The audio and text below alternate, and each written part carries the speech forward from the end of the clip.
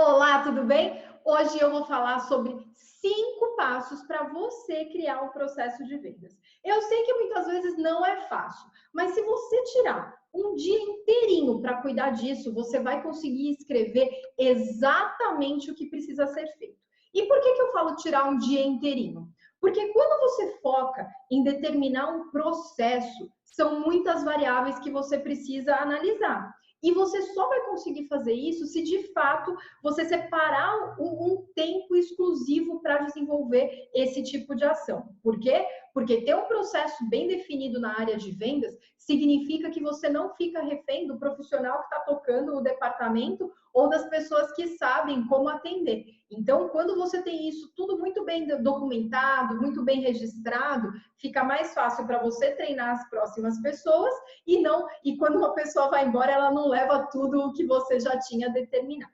Bom, o primeiro passo é você definir quais são os momentos da verdade. Todo e qualquer momento que o seu possível comprador tem contato com a sua marca. E isso, esse momento da verdade, ele começa lá na internet. Então você já precisa começar a mapear se o endereço está certo, se os dados postados eles estão de acordo com a imagem que você quer passar, se a pessoa que visita o seu site, as suas landing pages, se ela tem uma boa experiência e se ela consegue entender o que você vende. Sabia que é muito comum os clientes não entenderem de verdade o que a empresa vende? Então, é importante que você consiga criar esse momento da verdade com começo, meio e fim. Postagem, verificação do endereço e se está de acordo com o que você quer que ela veja a respeito da sua marca. Número 2, esse é muito importante. Você precisa entender como qualificar o possível comprador. Qualificar é o seguinte, às vezes a gente joga a rede, faz uma mega divulgação, mas nem sempre todas aquelas pessoas, ou que entraram em contato, ou que tiveram acesso àquele tipo de informação, elas são possíveis compradoras, não é? E é por isso que você precisa ter bem desenhado quais as características do seu possível comprador. Basicamente, funciona assim. Você vai colocar qual é o valor médio que essa pessoa pretende pagar. Você precisa elencar se ele está numa região em que você entrega ou que você consegue atender. Você precisa avaliar se está dentro da idade que é consumidora do seu serviço. E por aí vai. Quanto mais você conseguir desenhar quem é esse seu perfil de cliente ou como você vai qualificá-lo, mais fácil é para o seu time de vendas entender quanto tempo disponibilizar para essa pessoa. Porque a gente precisa, de uma vez por todas, entender que nem todo mundo é nosso comprador, que são pessoas específicas e que tem muito a ver com a nossa persona, não é? Bom, terceira etapa. Qual a equipe que vai fazer a venda? Qual a equipe que vai atender o meu cliente?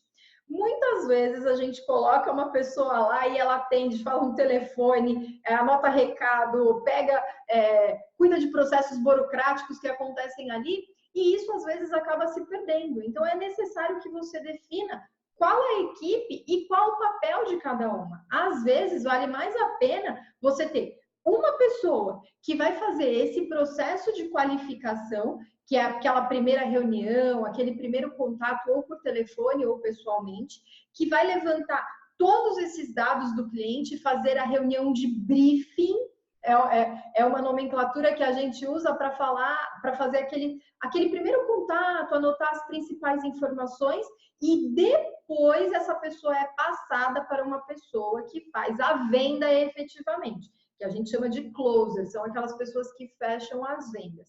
Ou não, pode ser que no seu time de vendas você precisa realmente só de uma pessoa que faz todo esse processo. O importante é definir exatamente qual é o time e qual o papel, qual a responsabilidade e tudo, mas assim, ó, tudo que precisa ser feito. Se essa pessoa precisa responder mensagem de WhatsApp, você precisa definir, responder mensagem de WhatsApp em até 5 minutos, com o texto, com o embasamento, e aí você escreve um texto de referência para a pessoa.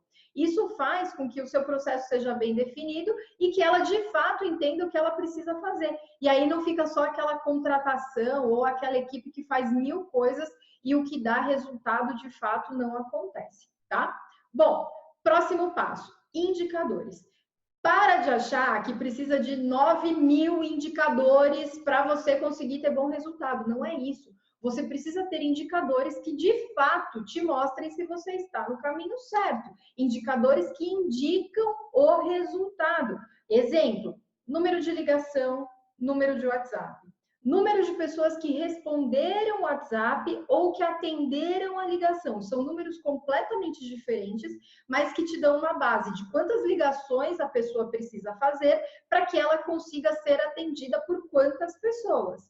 Dessas pessoas, quantas te visitaram? Quantas fizeram a compra online? Qual foi o caminho que essa pessoa traçou? Dessa forma, com esses indicadores, fica muito mais fácil você conseguir mostrar para a sua equipe onde estão os erros e os acertos.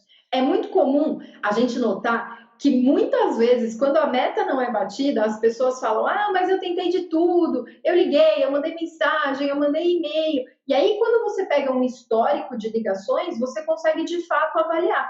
Bom, se você sabe que nós estamos em um mês não muito bom e que a chance do resultado ser ruim é grande, o que a gente precisa? Aumentar o número de ligações para aumentar o número de contatos e, enfim, conseguir fazer a venda. É claro que esse é um número de referência que você deve comparar a pessoa com ela mesma. Se ela fizer uma ligação, uma pessoa atender e fizer uma venda, é o melhor dos mundos, mas a gente sabe que isso não acontece, não é? E o último passo é: tenha um dashboard, tenha um painel gerencial que seja de fácil visualização. É muito importante que a sua equipe tenha acesso aos dados e que ela não fique perdida. Ela precisa saber quantas vendas ela fez. É legal até criar um ranking, sabe? Quem está em primeiro lugar, segundo, terceiro. Isso tudo atua como um motivador, mas também atua para que a sua equipe entenda qual etapa ela está, qual o resultado que ela conseguiu e quanto tempo falta ou o que ela precisa fazer para alcançar o resultado maior, né? E claro que a meta é fundamental, eu não preciso nem dizer, né? Quando você coloca um time de vendas para fazer as vendas sem ter uma meta maior, sem uma motivação maior, o número tende a ser médio, mediano, sabe? Dificilmente você consegue alcançar grandes mudanças se a equipe ela não tem, não tem um motivador ou não tem a clareza de onde ela precisa chegar para alcançar os resultados. Espero que a partir de agora você consiga estruturar o seu processo de vendas, todo desenhado, e não esqueça de documentar, tá bom? Até o próximo vídeo.